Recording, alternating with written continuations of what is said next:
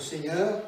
Merci d'être venu ce soir. Merci aussi au Seigneur d'être venu. Amen. Voilà, donc, qui c'est qui était là vendredi dernier? Vous voulez de quoi on a parlé? Voilà. La parole de Dieu et moi. Et nous abordons ce thème donc ce soir qui s'étalera sur 4 vendredis successifs, si Dieu le permet. Le Saint-Esprit et nous. La parole de Dieu et nous, le Saint-Esprit et nous. Parce que la parole et l'Esprit travaillent en étroite collaboration. C'est pour ça qu'il est dit que la parole de Dieu, c'est l'épée de l'Esprit. Dieu agit par son Esprit au travers de sa parole. L'Esprit de Dieu utilise la parole pour faire son œuvre dans le cœur humain. Alors on va décliner ça en 4 parties, donc le Saint-Esprit nous. Ce soir, le thème qu'on traitera, c'est le baptême dans le Saint-Esprit. Pourquoi faire? On est dans une église de Pentecôte et on parle beaucoup du baptême dans le Saint-Esprit. Pourquoi faire au fond? Pourquoi faire? Deuxième vendredi, nous traiterons des dons spirituels. Les dons spirituels, c'est quoi? Voilà, quoi ça consiste? Il y a toute une liste dans l'Épître aux Corinthiens et on va essayer de les analyser un par un. Et puis, dans un troisième vendredi, les dons spirituels toujours, mais comment les recevoir? Il ne s'agit pas de savoir seulement que ça existe, mais il s'agit de les recevoir pour les manifester. Alléluia. Et puis, on terminera avec le fruit de l'Esprit, c'est-à-dire le caractère de Christ en moi. C'est du travail, là. Voilà, ma femme me dira, oui, il y a beaucoup de travail encore à faire chez mon mari à ce niveau-là. Mais Dieu est bon et il agit. Amen. Voilà, alors, l'introduction, c'est que le Saint-Esprit, au fait, j'ai mis une feuille blanche là-bas sur le comptoir de la librairie.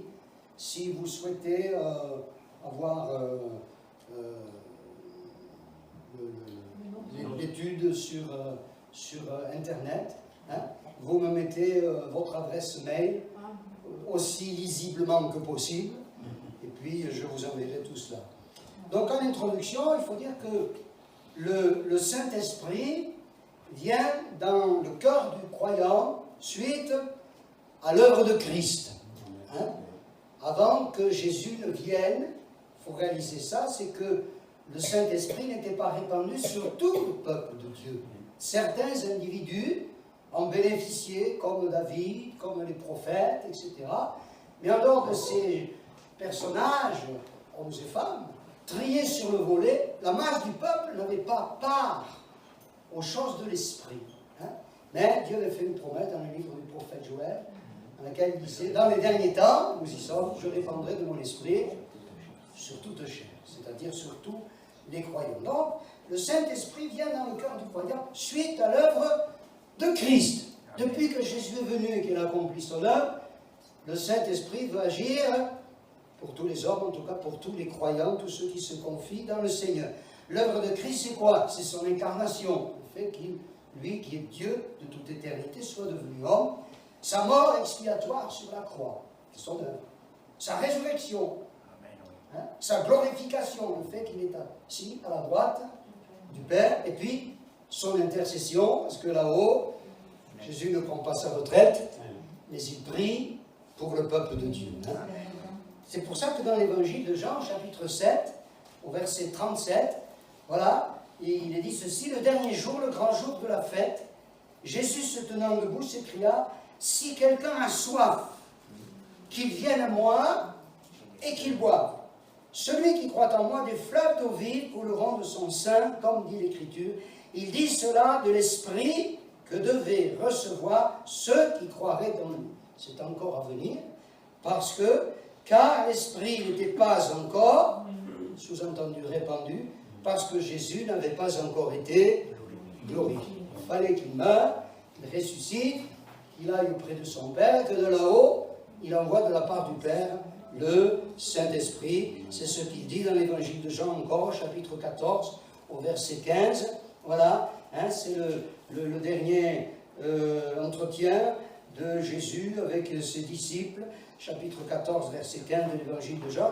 Il dit, si vous m'aimez, gardez mes commandements, et moi je prierai le Père, et il vous donnera un autre consolateur, afin qu'il demeure éternellement avec vous, l'Esprit de vérité, que le monde peut recevoir, parce qu'il ne le voit point, ne le connaît point, mais vous, vous le connaissez, car il demeure avec vous, et il sera en vous, je ne vous laisserai pas orphelin. Amen. Soyons clairs, c'est Jésus qui envoie le Saint-Esprit. Hein? Voilà.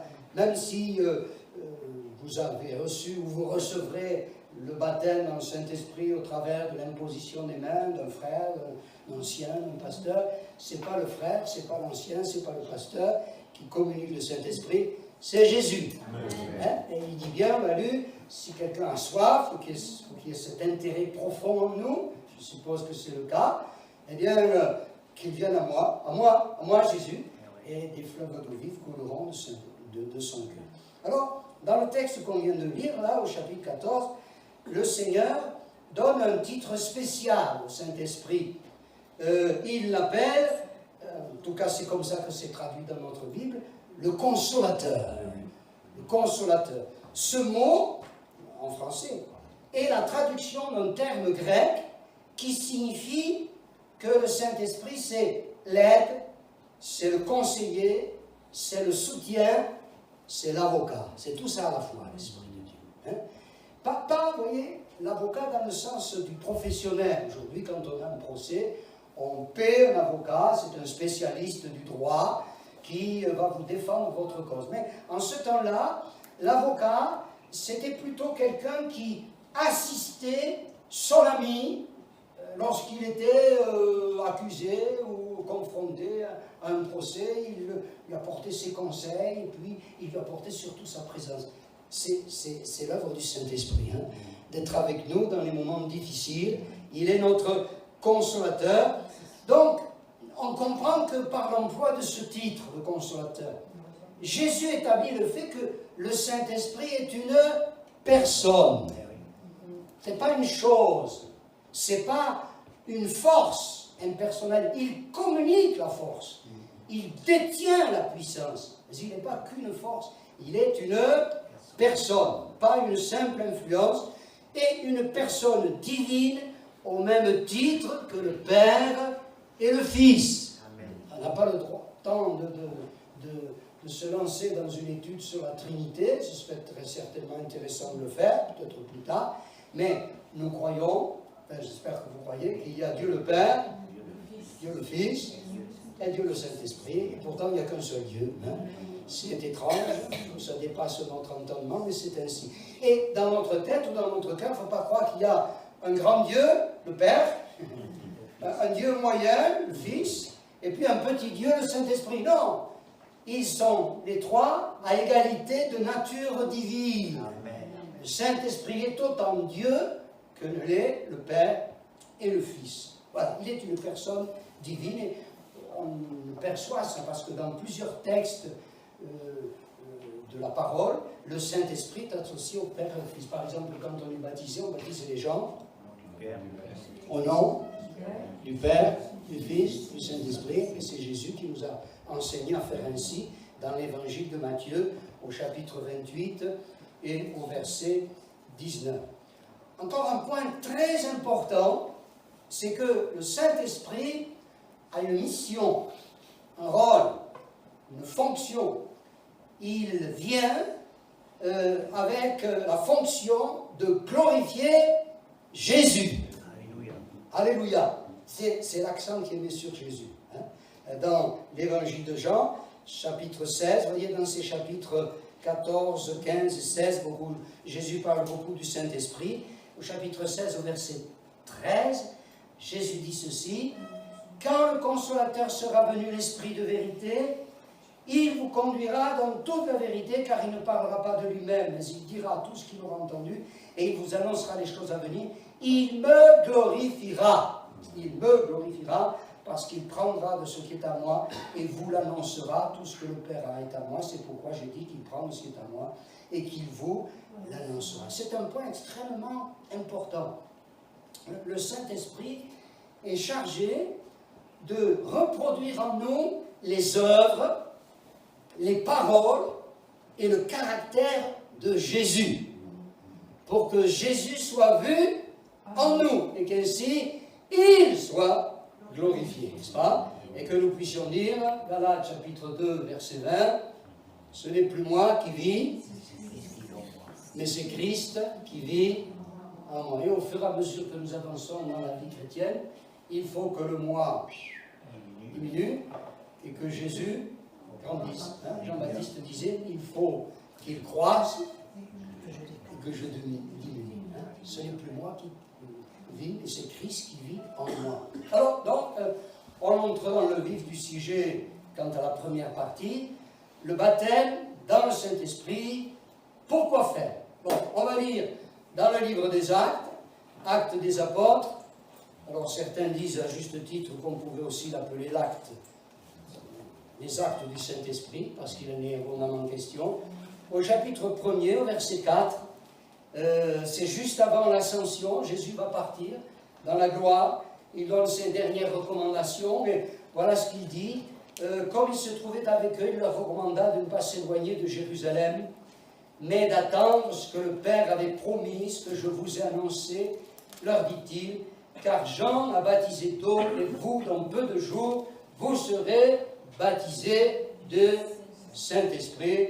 Et on complète au verset 8, il est dit, mais vous recevrez une puissance, le Saint-Esprit, d'autres traductions disent, celle du Saint-Esprit, survenant sur vous, et vous serez mes témoins à Jérusalem, dans toute la Judée, dans la Samarie, et jusqu'aux extrémités de la terre. Et 10 jours après ces paroles, eh bien, la promesse est accomplie. Chapitre 2, verset 1er, le jour de la Pentecôte, ils étaient tous ensemble dans le même lieu. Tout à coup, il vint du ciel un bruit comme celui d'un vent impétueux, et il remplit toute la maison où ils étaient assis. Des langues semblables à des langues de feu leur apparurent séparées les unes des autres et se posèrent sur chacun d'eux. Et ils furent tous remplis du Saint-Esprit et se mirent à parler en d'autres langues selon que l'Esprit leur donnait de s'exprimer. Amen. Voilà. Alors, le baptême dans le Saint-Esprit, pourquoi faire? C'est quoi cette histoire? Il s'agit là, le baptême dans le Saint-Esprit, d'une expérience spirituelle qui suit la conversion. D'abord, il faut se convertir. Hein? La première œuvre du Saint-Esprit consiste à nous convaincre de péché pour nous conduire à la repentance. Hein? Dans l'évangile de Jean, au chapitre 16, au verset 7 jusqu'au verset 11, Jésus dit quand il viendra, le Saint-Esprit, le Consolateur, il convaincra le monde en ce qui concerne le péché, la justice et le jugement. Il convaincra le monde, le péché parce qu'il ne croit pas en moi, la justice parce que je vais au Père, et le jugement parce que le prince de ce monde est déjà jugé. Et si, suite à cette œuvre de conviction que le Saint-Esprit produit en nous, si nous nous laissons convaincre, hein, que nous nous repentions de notre condition de pécheur en mettant notre foi dans le sacrifice de Jésus, nous sommes pardonnés. Alléluia. Et nous expérimentons la nouvelle naissance. Hein? Un jour, vous êtes venu dans ce lieu, ou dans un autre lieu, vous avez entendu la parole de Dieu, et quelque chose s'est produit. Vous avez été convaincu de ce dont vous n'aviez pas été convaincu jusque-là, que vous étiez des pécheurs. Tout à coup, c'est comme si le voile s'était déchiré, et vous avez pris conscience de votre état, de mon état devant Dieu, pécheur, coupable, perdu. Voilà. Mais en même temps, nous avons compris que Dieu nous aimait et qu'il avait envoyé Jésus pour que par son sacrifice nous puissions être pardonnés, échapper à la condamnation. Nous nous sommes repentis, nous avons cru dans la valeur du sacrifice de Christ, nous avons bénéficié de la grâce, nous sommes nés de nouveau. Amen. Ça, c'est la première des œuvres de l'Esprit. Hein?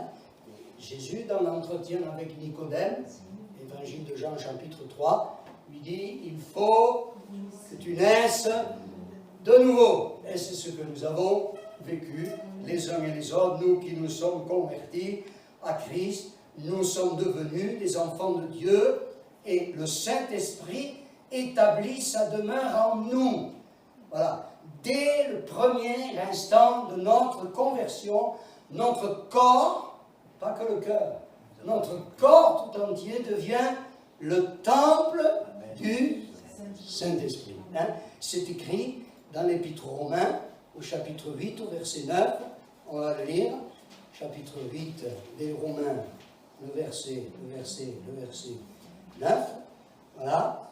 Pour vous, vous ne vivez pas selon la chair, mais selon l'Esprit, si du moins l'Esprit de Dieu habite en vous. Si quelqu'un n'a pas l'Esprit de Christ, il ne lui appartient pas.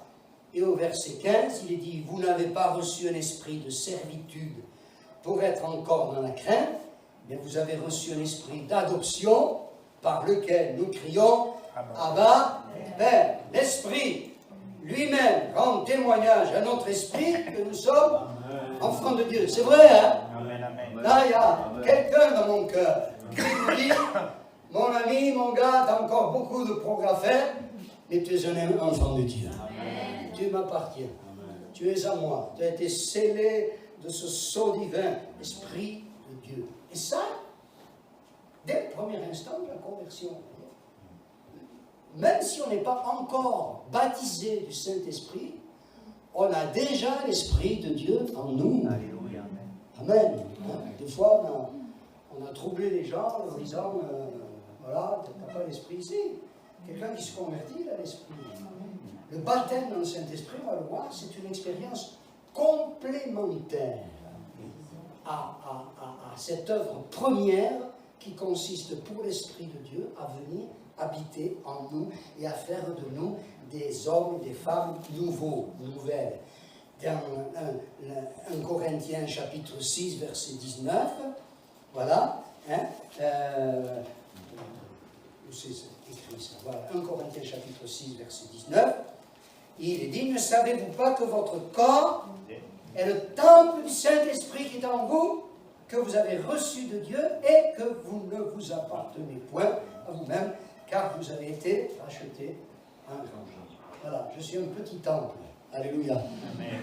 Du Saint-Esprit. C'est formidable, quand je me déplace, Dieu se déplace avec moi, hein, où que j'aille. Voilà, hein.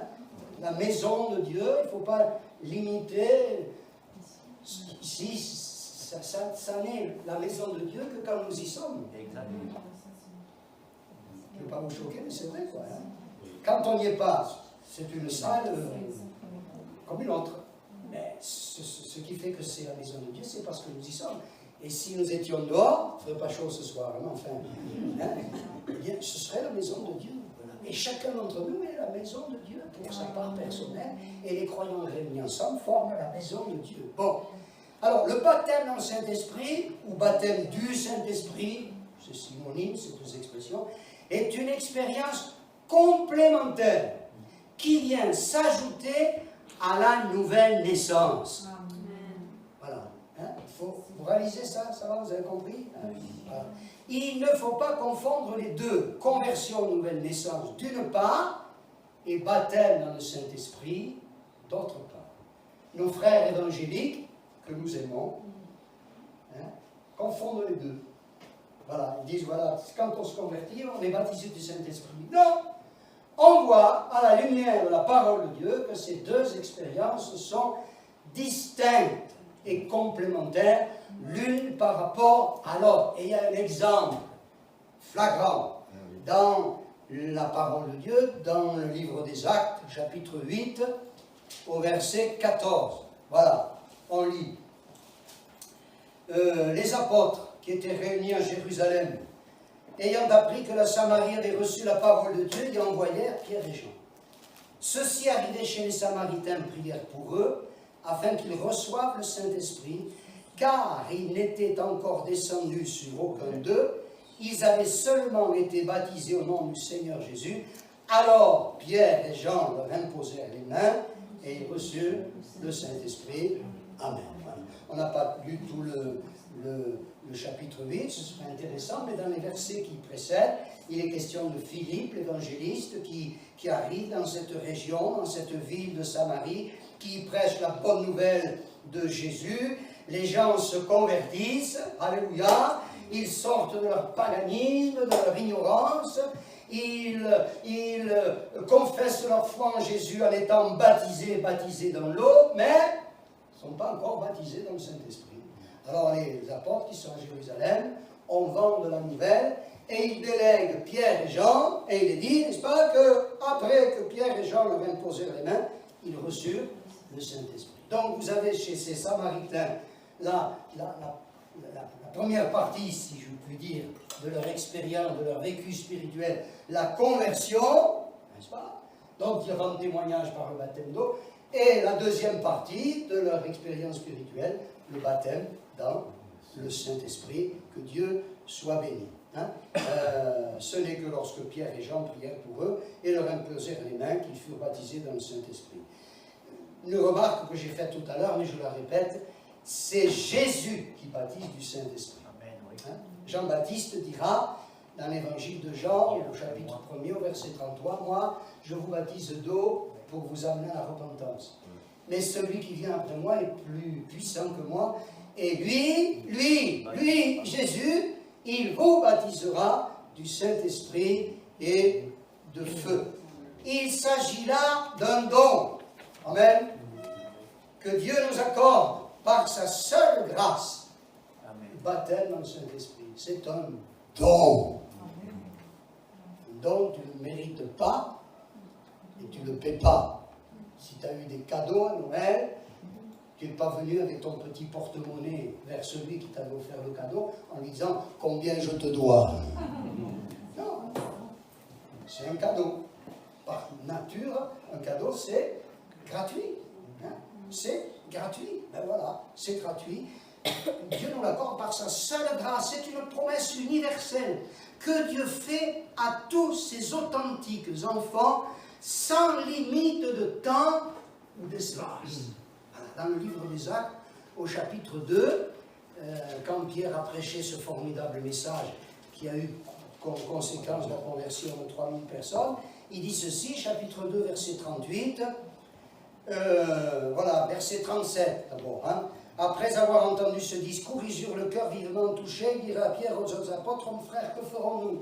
Ils sont convaincus, je vois pécheur, ils réalisent qu'il y a quelque chose à faire, mais quoi? Pierre leur dit, repentez-vous, que chacun de vous soit baptisé au nom de Jésus-Christ, baptisé d'eau, pour le pardon de vos péchés, et vous recevrez le don du Saint-Esprit, car la promesse est pour vous, pour vos enfants, et pour tous ceux qui sont au loin, à un si grand nombre que le Seigneur, notre Dieu, les appellera. Amen. C'est pas fini, ça dure encore. Amen, amen. Hein? Parce qu'il y a des gens, braves chrétiens, dans d'autres milieux évangéliques, qui disent, oui, mais ça c'était pour le temps des apôtres, aujourd'hui c'est fini. Non, c'est pas fini. Hein? Quand je lis ce texte, à un si grand nombre que le Seigneur, notre Dieu, les appellera. Donc si Dieu m'appelle aujourd'hui au XXIe siècle et que je réponds favorablement à son appel, la promesse, elle est aussi pour moi. Alléluia. Alléluia. Hein?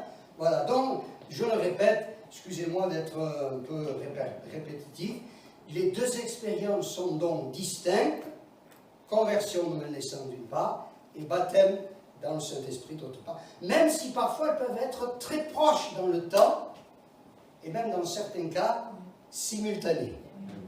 Dans Actes chapitre 10, il y a l'histoire de la conversion de Corneille, vous savez, cet officier romain, là, qui a eu une vision, il voit un ange, qui lui dit, va chercher l'apôtre Pierre, il te dira des choses par lesquelles tu seras sauvé. Bon, il envoie une délégation, Pierre arrive, et pendant que Pierre prêche l'évangile à Corneille et à sa famille, ils sont baptisés du Saint-Esprit, dites. Et ils se mettent à parler en langue, alléluia. Hein. Ils ont tout reçu en même temps, ceux-là. Hein. En entendant la parole de Dieu, ils se sont convertis, là, comme ça, spontanément, et dans la foulée, ils ont reçu le baptême dans le Saint-Esprit.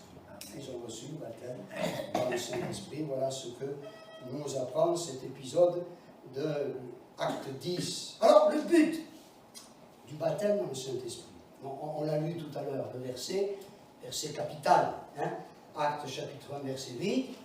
Mais vous recevrez une puissance survenant sur vous, et vous serez mes témoins à Jérusalem, dans toute la Judée, dans la Samarie, et jusqu'à Carpentras, et jusqu'aux extrémités de la terre. Quand j'étais à Bayonne, je disais aux frères, vous voyez, hein, c'est pour nous ça, jusqu'aux extrémités de la terre, parce qu'après il y avait l'océan, hein, il n'y avait plus rien.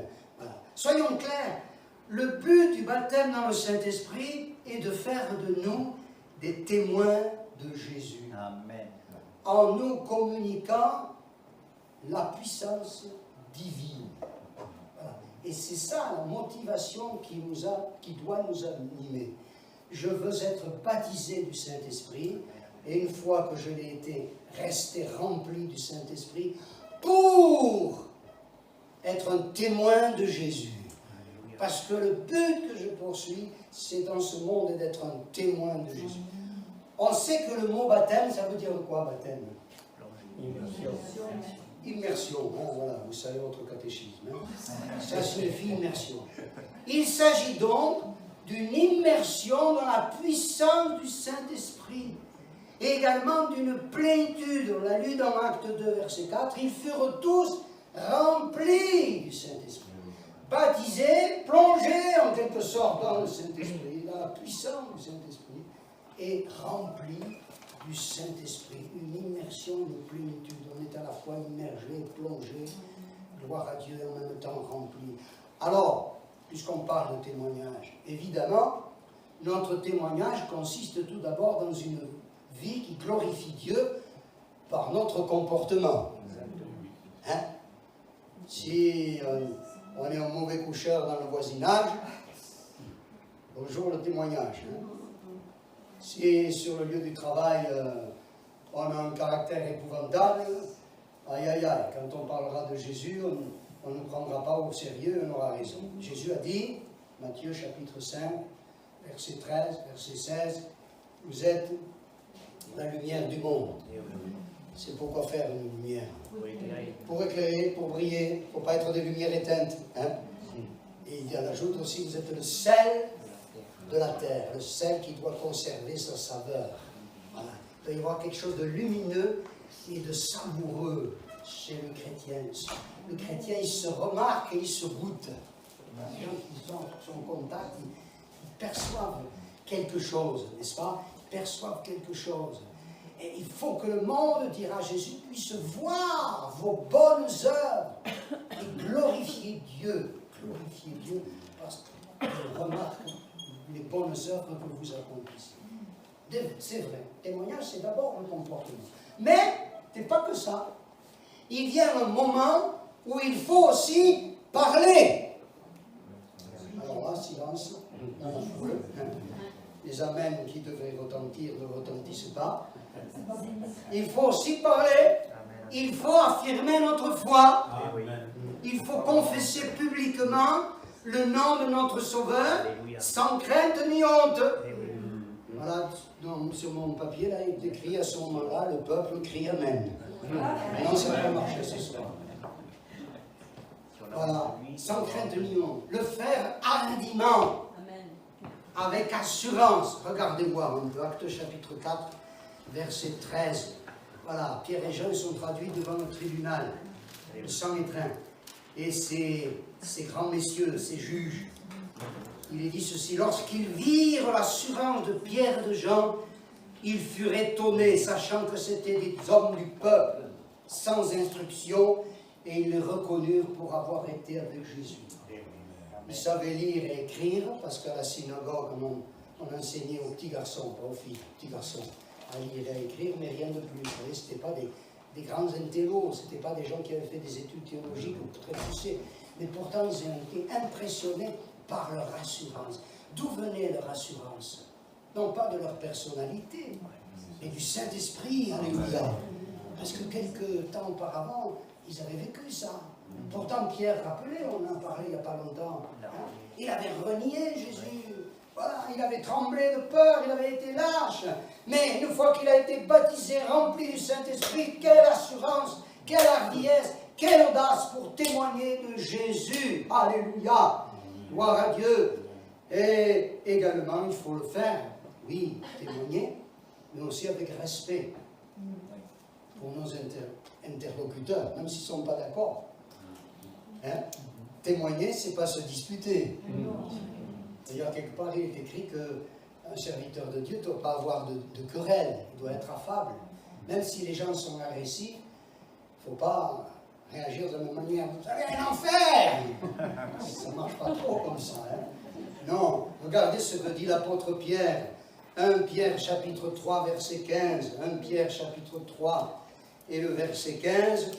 Pierre dit ceci: sanctifiez dans vos cœurs Christ le Seigneur, étant toujours prêt à vous défendre, écoutez, avec douceur et respect devant quiconque vous demande raison de l'espérance qui est en vous.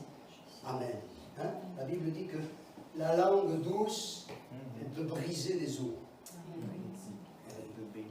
La puissance, ce n'est pas l'agressivité. On peut être doux comme un agneau, et cependant avoir cette autorité spirituelle. Hein? Et c'est comme ça que ça doit être. En tout cas, c'est l'œuvre que Dieu fera. C'est donc le Saint-Esprit qui, par sa puissance qui agit en nous, et au travers de nous communique cette hardiesse, cette assurance. C'est ce que Paul dit à Timothée, dans la deuxième à Timothée, au chapitre 1er, au verset 7.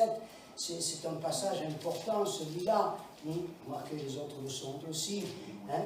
Et Paul dit ceci, 2 Timothée, chapitre 1, verset 7. Voilà. Même verset 6. C'est pourquoi je t'exhorte à ranimer le don de Dieu que tu as reçu par l'imposition de mes mains.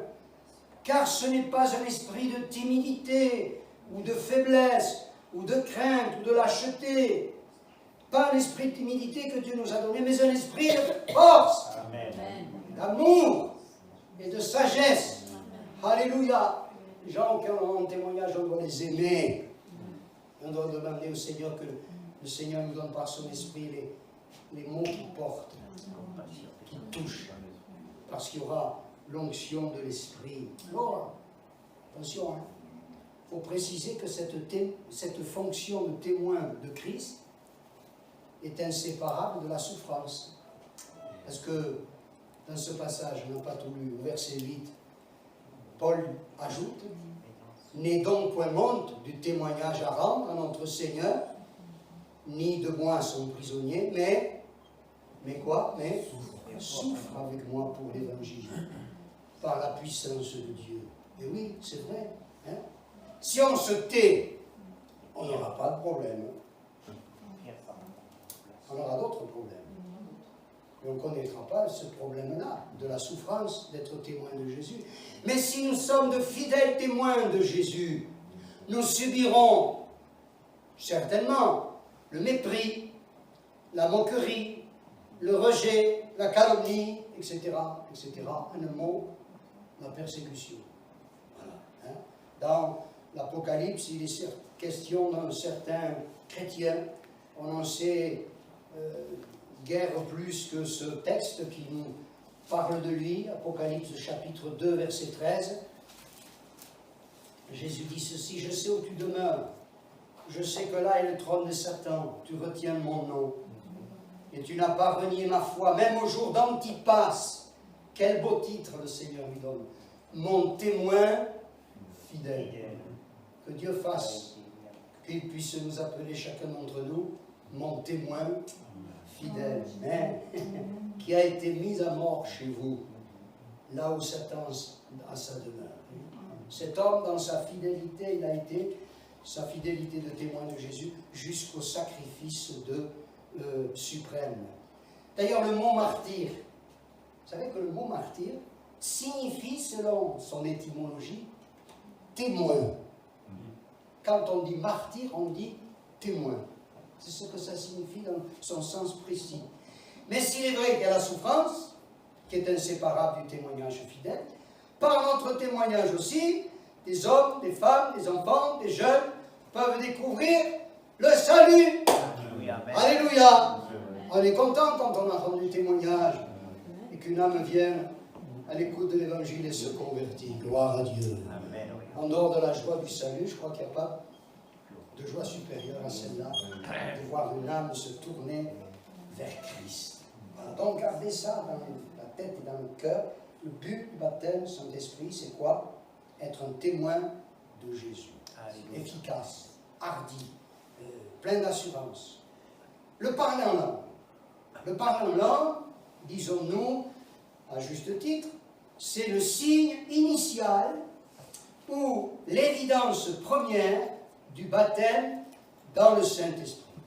On a lu tout à l'heure dans Actes chapitre 2, voilà, le jour de la Pentecôte, ils ont été remplis du Saint-Esprit, hein, et ils se mirent à parler en d'autres langues selon que l'Esprit leur donnait de s'exprimer, et les gens qui étaient là, qui, comme c'était la fête de Pentecôte, des Juifs du monde entier étaient venus à Jérusalem, ils ont été ébahis en entendant ces hommes et ces femmes qui étaient galiléens parler toutes sortes de langues. Et ils ont reconnu leur langue maternelle. Oh, celui-là, eh bien, il parle l'arabe, moi qui viens de cette région là-bas. Oh, celui-là, il parle le crétois, moi qui viens de cette île. Et ainsi de suite. Mais ça s'est reproduit dans Acte 10. Je parlais il y a un instant de ce qui s'était passé chez Corneille. Eh bien, on va y revenir, Acte 10, verset 46. Voilà, verset 44 même. Comme Pierre prononçait encore ces mots, le Saint-Esprit descendit sur tous ceux qui écoutaient la parole. Tous les fidèles circoncis, oui, parce qu'à l'origine, les premiers chrétiens, c'était tous des juifs. Et ce n'est qu'à partir de là que les non-juifs ont reçu la parole, vous voyez, parce que c'est faux quand même, comme des fois, même convertis, parce que quand même, Pierre, il était converti, pour pas en douter, des fois, on a des œillères. Ils croyaient, les braves, que le salut, c'était rien que pour eux, et que les autres, les non-juifs, ça ne les concernait pas. Et il a fallu que Dieu enfonce le clou et dise, mais enfin, Pierre, ce que j'ai déclaré pur, ne le regarde pas comme impur, hein? Ne le regarde pas comme souillé. Et là, il est dit, tous les fidèles circoncis, verset 45, qui étaient venus avec Pierre, furent étonnés de ce que le don du Saint-Esprit était aussi répandu sur les païens, car ils les entendaient parler en langue et glorifier Dieu. Le même signe initial du baptême du Saint-Esprit qui s'était produit au jour de la Pentecôte s'est reproduit ici à Corneille, dans la ville de Césarée, parmi des gens qui n'étaient pas d'origine israélite. On retrouve ça dans les Actes encore au chapitre 19, au verset 1er. Voilà, on n'est plus à Jérusalem, on n'est plus à Césarée, on est à Éphèse, là. Pendant qu'Apollos était à Corinthe, Paul, après avoir parcouru les hautes provinces de l'Asie, arriva à Éphèse. Ayant rencontré quelques disciples, il leur dit, avez-vous reçu le Saint-Esprit quand vous avez cru? Ils lui répondirent, nous n'avons pas même entendu dire qu'il y ait un Saint-Esprit. Il dit, de quel baptême avez-vous donc été baptisés? Ils répondirent, du baptême de Jean. Alors, Paul dit, Jean a baptisé du baptême de repentance, disant au peuple de croire en celui qui venait après lui, c'est-à-dire en Jésus. Sur ces paroles, ils furent baptisés au nom du Seigneur Jésus. Lorsque Paul leur eut imposé les mains, le Saint-Esprit vint sur eux et ils parlaient en langue et prophétisaient. Amen. Donc, à la lumière de ces textes, on voit que la conséquence immédiate du baptême dans le Saint-Esprit est le parler en langue. Quand tu es rempli, tu prends une bouteille ou une cruche, je ne comprends pas les cruches. Tu la remplis. Une fois qu'elle est pleine, tu continues à la remplir. Qu'est-ce qui se passe? Ça déborde. Eh bien, quand tu es rempli, tu débordes. Rempli du Saint-Esprit. Et ce débordement, cette plénitude intérieure, va se manifester, s'exprimer par le parler en langue. Voilà. Alors, il y a des gens qui m'ont dit, à quoi cela te sert-il, puisque tu ne sais pas ce que tu dis? Eh bien, il est un fait, c'est que le parler en langue constitue un moyen d'édification personnelle. 1 Corinthiens chapitre 14, verset 4, voilà, il est dit ceci, 1 Corinthiens chapitre 14, verset 4, celui qui parle en langue s'édifie lui-même, celui qui prophétise édifie l'Église. On en parlera de la prophétie plus tard. Celui qui parle en langue, il s'édifie lui-même. Ça fait du bien de parler en langue. Ou non? Hein? Quand on a reçu une mauvaise nouvelle, quand il y a un coup dur qui se produit, quand il y a une épreuve qui nous tombe dessus tout à coup, quand il y a un sujet de tristesse qui vient sur notre vie, on vient à la présence de Dieu, on est là comme tout malheureux, comme j'allais dire des chiens battus. Hein? Et puis, on laisse le Seigneur nous visiter. Et on parle en langue. Alléluia. Et on est visité, on est renouvelé, on est rempli, on est consolé, on est édifié, on est reconstruit. Alléluia. On est encouragé, on est stimulé. Amen. Voilà le but, n'est-ce pas? Voilà l'effet du baptême et du parler en langue. Bien sûr, ce parler en langue doit être réservé essentiellement à notre culte personnel. Dimanche matin, quand on se réunit, on ne parle pas en langue les uns après les autres, ce serait une cacophonie. Hein? On loue le Seigneur en français, parce qu'on veut pouvoir dire Amen à la prière d'action de grâce de notre frère et de notre sœur. Et quand on est chez soi, on peut y aller, on peut y passer des minutes, on peut y passer des heures à parler en langue et à ainsi être visité, fortifié en Dieu.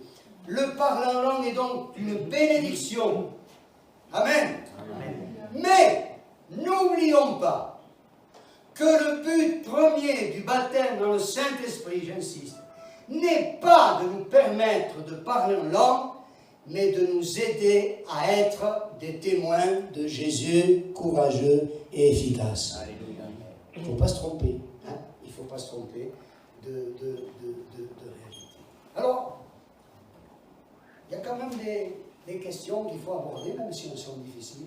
On constate, chez certains croyants, bien qu'ayant parlé en langue authentiquement, aucune ferveur, aucune puissance, aucun zèle, aucun intérêt pour la parole de Dieu, aucun désir de servir le Seigneur, de témoigner de sa personne, ne se dégage de leur vie. Oui, ils ont parlé en langue dans une circonstance particulière, mais ça en est resté là. Comment expliquer cette anomalie? Parce que normalement, si tu baptisais dans le Saint-Esprit, et si tu cultives ça, ça va mener quelque chose de nouveau. Si tu es pour rester comme tu étais avant, il y a un souci. Alors pourquoi? Comment expliquer cette anomalie? Eh bien, en fait, je pense que bien souvent, ces braves, qui ont parlé en langue authentiquement, dans une circonstance ou une autre, ils ont bénéficié, vous voyez, de l'atmosphère spirituelle forte dans une réunion ou lors d'un rassemblement particulier. Et pris dans cette effervescence spirituelle, leur cœur s'est ouvert pour un moment. Et pour un moment. Et ils ont parlé en langue. Mais, ensuite, le problème, le souci, c'est qu'ils n'ont pas entretenu ce qu'ils avaient reçu. Et donc, la flamme a vacillé et s'est éteinte. Or, dans la première aux Thessaloniciens, au chapitre 5, au verset 19, il est dit « N'éteignez pas l'esprit ». Et dans le texte qu'on a lu tout à l'heure, là, quand Paul il exhorte Timothée, vous savez, il lui dit « Je t'exhorte à ranimer le don de Dieu que tu as reçu par l'imposition de mes mains. » Une autre traduction dit « Je t'exhorte à ranimer la flamme du don que tu as reçu par l'imposition de mes mains. » N'est-ce pas? Le baptême dans le Saint-Esprit, ce n'est pas un diplôme. que l'on reçoit une fois pour toutes et qu'on accroche au mur. Voilà, il y a des jeunes, peut-être vous venez de passer ou vous passerez prochainement le bac. Mais je vais vous prophétiser ce soir. Dans quelques années, tout ce que vous avez appris pour passer votre bac, vous l'oublierez. C'est pas encourageant, mais c'est vrai. Sauf si, dans telle ou telle spécialité, vous continuez vos études dans ce domaine particulier. Alors là, vous n'oublierez rien. Au contraire, vous grandirez en connaissance. Eh bien, avec le Saint-Esprit, c'est pareil. C'est pas un diplôme comme le bac que tu affiches là dans un beau cadre dans la salle à manger pour que tout le monde le voit. C'est quelque chose que tu entretiens. C'est plutôt un feu intérieur que Dieu a allumé en nous, mais qui nous appartient d'entretenir comme on entretient le feu dans la cheminée après l'avoir allumé. Vous savez quoi? Dans un feu de cheminée, qu'est-ce qu'il faut faire? Eh oui, il faut remettre des bûches. Encore, et encore, et encore. Si tu allumes, que tu reviens 3 ou 4 heures après, ou à la fin de la journée, il y aura peut-être des braises, plus souvent des cendres, et le feu sera éteint. Il faut remettre des bûches, il faut souffler dessus, hein?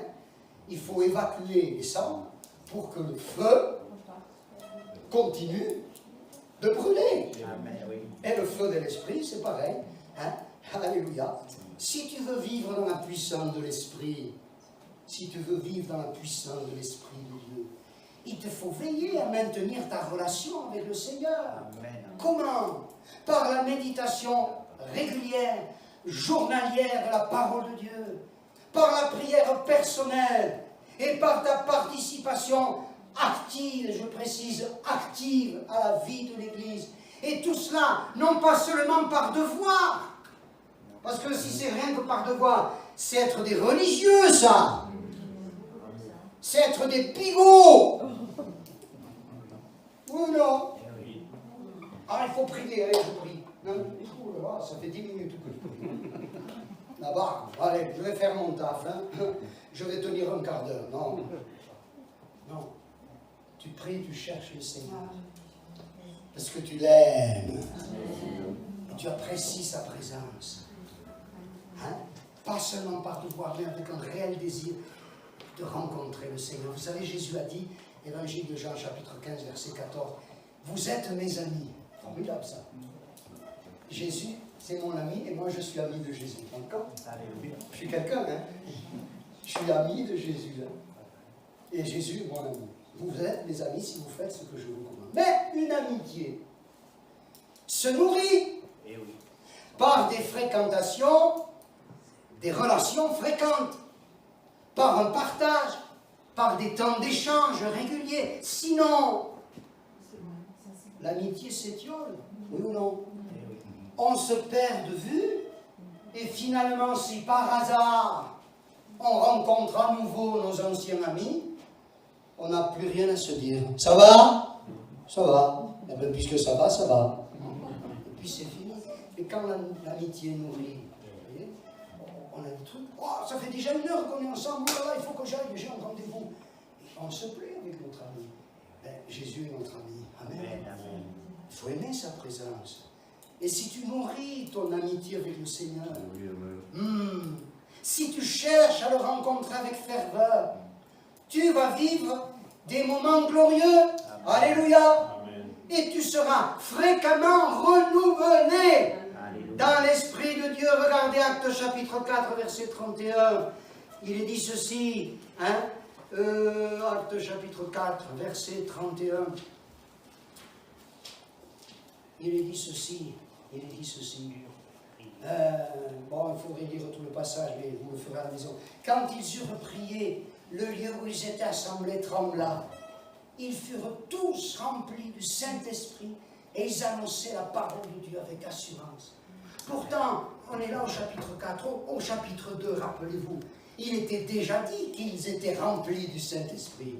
Mais là, il y a eu un renouvellement, un recommencement, n'est-ce pas? Dans cette plénitude intérieure du Saint-Esprit, ils n'ont pas dit, on l'a vécu déjà il y a quelque temps, ça va bien comme ça. Non, ils ont à nouveau été remplis du Saint-Esprit. Et c'est ce qui se passe. Mais ils avaient prié le Seigneur, ils avaient cherché la face de Dieu, ils avaient cherché la communion avec le Seigneur, et ils ont été renouvelés. Alléluia. Et ainsi ta vie sera marquée par la puissance de Dieu. Tu ne parleras pas en langue une ou deux fois seulement, mais ce sera un débordement constant. Amen. Et même, ton parler en langue va se structurer, s'enrichir. Ce ne sera pas quelques balbutiements seulement, comme parle un bébé, mais une vraie langue, comme celle que parle un adulte. Alléluia. Il peut même te donner de parler diverses langues. Un jour, sans le savoir, tu parleras en chinois. Et puis le lendemain, tu parleras, je ne sais pas, en javanais ou en autre chose. C'est vrai, quoi. Alléluia. Alléluia. Hein? Et tu rendras ainsi par ce parler en langue, nous dit la parole de Dieu dans 1 Corinthiens 14, verset 17, d'excellentes actions de grâce. Et dans Acte 2, verset 11, il est dit qu'il parlait des merveilles de Dieu. Je connaissais un frère quand il y a bien des années de cela. En plus, ce n'était pas un garçon qui avait évolué dans une assemblée de Pentecôte, mais il avait soif de Dieu. Il avait soif de pouvoir adorer le Seigneur. Pourtant, c'était un garçon brillant. Il parlait 6 ou 7 langues. Et il disait, même avec 6 ou 7 langues que je parle, j'en ai pas assez pour adorer le Seigneur. Alors il s'est mis à chercher le baptême dans le Saint-Esprit, le parler en langue, et là, son cœur était satisfait parce que, effectivement, quand on parle en langue, c'est pas ce qu'on dit, oui, mais on parle des merveilles de Dieu. On l'adore, n'est-ce pas, avec d'excellentes actions de grâce. Il y aura dans ton cœur, en plus de tout ça, comme un feu ardent qui te poussera à témoigner de ta foi, qui t'incitera à servir le Seigneur, à mettre sa vie à sa disposition et pour sa gloire. Alléluia. C'est ça, les gens remplis de l'Esprit. Ce n'est pas des gens qui ont parlé en langue une fois il y a 6 mois, il y a 1 an, il y a 10 ans ou plus. C'est des gens qui brûlent pour Dieu d'amour, qui brûlent d'amour pour leur prochain, qui brûlent d'amour pour l'Église. Alors, tout ça, c'est bien, j'ai envie de vous dire, et si on commençait tout de suite? Et oui, soyons dans la foi, parce que Dieu est désireux de nous accorder cette merveilleuse bénédiction du baptême ou du renouvellement dans le Saint-Esprit. Regardez, dans l'évangile de Luc, allez, on arrive au bout de notre réflexion, j'étais un peu bavard. Luc chapitre 11, verset 9, il est dit ceci, Luc 11, verset 9, moi je vous dis, c'est Jésus qui parle, demandez, et l'on vous donnera. Cherchez, frappez, et on vous ouvrira. Car quiconque demande reçoit, celui qui cherche trouve, et l'on ouvre à celui qui frappe. Quel est parmi vous le père qui donnera une pierre à son fils s'il lui demande du pain? Ou s'il demande un poisson, lui donnera-t-il un serpent au lieu d'un poisson? Ou s'il demande un œuf, lui donnera-t-il un scorpion? Si donc méchant comme vous l'êtes, vous savez donner de bonnes choses à vos enfants, à combien plus forte raison le Père Céleste donnera-t-il le Saint-Esprit à ceux qui le lui demandent? Je n'ai pas besoin de persuader Dieu qu'il doit me baptiser du Saint-Esprit. Il le veut. Alléluia, il veut me le donner, parce que c'est un bon Père Céleste, et qui accorde cette grâce suprême sur le principe de la foi, parce que, on l'a dit tout à l'heure, mais répétons-le, pas question de mériter, pas question d'être digne. Baptême Saint-Esprit, c'est ni un diplôme, ni une médaille, parce que tu es un homme ou une femme remarquable. Non, c'est une grâce. Et que tu reçois par la foi, croire dans la fidélité, la bonté de notre Père Céleste. C'est ce qui est dit dans Galates, ce sera notre dernier texte, chapitre 3, verset 1er. Paul dit ceci, Galates dépourvu de sens, mais qui vous a fasciné, vous, aux yeux de qui Jésus-Christ a été peint comme crucifié. Voici seulement ce que je veux apprendre de vous. Est-ce par les œuvres de la loi que vous avez reçu l'Esprit, ou par la prédication de la foi? Et au verset 5, il dit, celui qui vous accorde l'Esprit et qui opère des miracles parmi vous, le fait-il donc par les œuvres de la loi? On a envie de dire, mais certainement pas. Ou par la prédication de la foi. Voilà, la foi. Hein? La foi, la confiance dans la promesse divine. Il y a un frère qui voulait être baptisé du Saint-Esprit, et alors il priait, il jeûnait, et ça ne venait jamais. Qu'est-ce qui se passe? Un jour, il est tombé sur ce texte, vous recevrez le don du Saint-Esprit. Ça fait flash. Ça fait-il le don. Le don. Mais je n'ai pas payé Dieu, même pas à coup de prière, puisque c'est un don. J'ai juste à croire. Et quelques minutes après, gloire à Dieu, il était baptisé du Saint-Esprit. La foi. Allez, on prie le Seigneur. Amen. On prend quelques minutes encore, pasteur, c'est possible. Si quelques-uns parmi vous veulent être renouvelés ou baptisés dans le Saint-Esprit, vous pouvez vous lever, vous pouvez vous approcher devant avec le frère. On va prier pour vous. Amen, amen. Gloire à Dieu. Alléluia. Merci Seigneur pour ta promesse. Merci Seigneur pour ton esprit. Merci Seigneur pour ta parole.